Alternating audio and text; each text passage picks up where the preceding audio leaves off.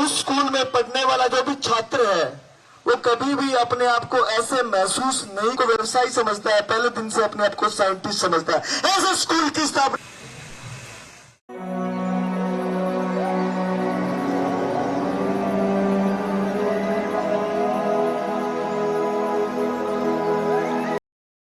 दोस्तों नमस्कार। No news on reviews पर मैं गंगा चरण मिश्रा और आपसे आज बात कर रहे हैं जंतर मंतर की। जंतर मंतर पर कॉकरोच जनता पार्टी के कार्यकर्ता, युवा कार्यकर्ता लगातार धरना प्रदर्शन करते जा रहे हैं और धर्मेंद्र प्रधान के इस्तीफे की मांग कर रहे हैं। सरकार तक ये आवाज़ दिल्ली से दिल्ली में ही नहीं पहुंच पा रही है। आप समझ सकते हैं, नीट पेपर लीक का मामला है, परीक्षा प्रणाली में व्यवस्थाओं और सुधार की बात है और सिस्टम में जिस तरीके से व्याप्त हैं खामियां, उनको दूर करने की बात युवा उठा रहे हैं।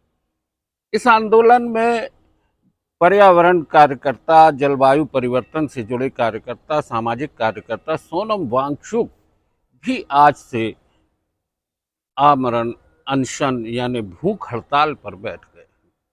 ये एक बहुत बड़ी घटना है। सोनम वांगचुक का पहुंचना युवाओं के लिए एक बड़ा मुद्दा बन जाता है कि सोनम वांगचुक भी वहां पर सरकार से बात करने पहुंचे हैं।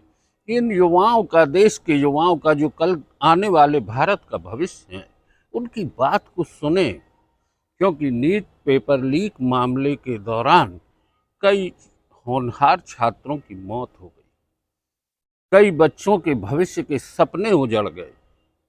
री नीट पेपर भी जब हुआ तब भी कई बच्चे परीक्षा देने से वंचित हो गए।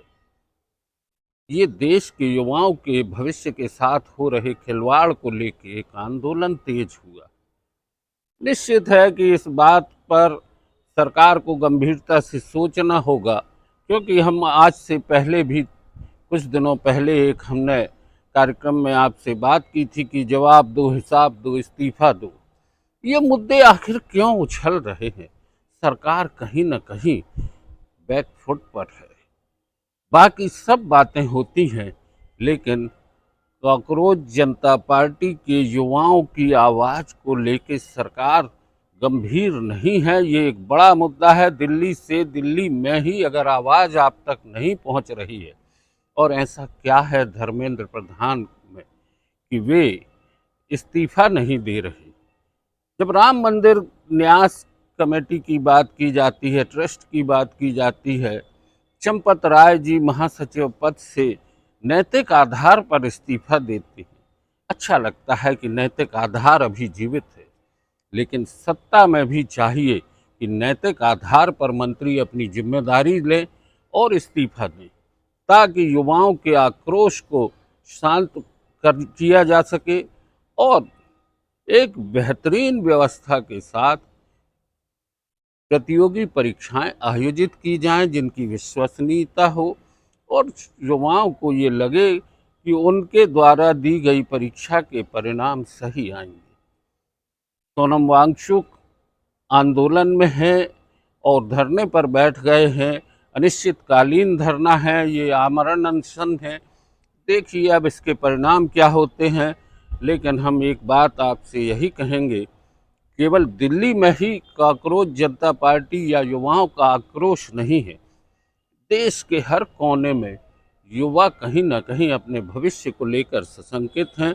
आप भी जुड़िए नो न्यूज़ ऑन रिव्यूज से और अपनी बातें हम तक पहुंचाइए, ताकि हम आपकी बात सरकार तक पहुंचाने का प्रयास कर सकें। आज की चर्चा यहीं तक। बहुत बहुत धन्यवाद।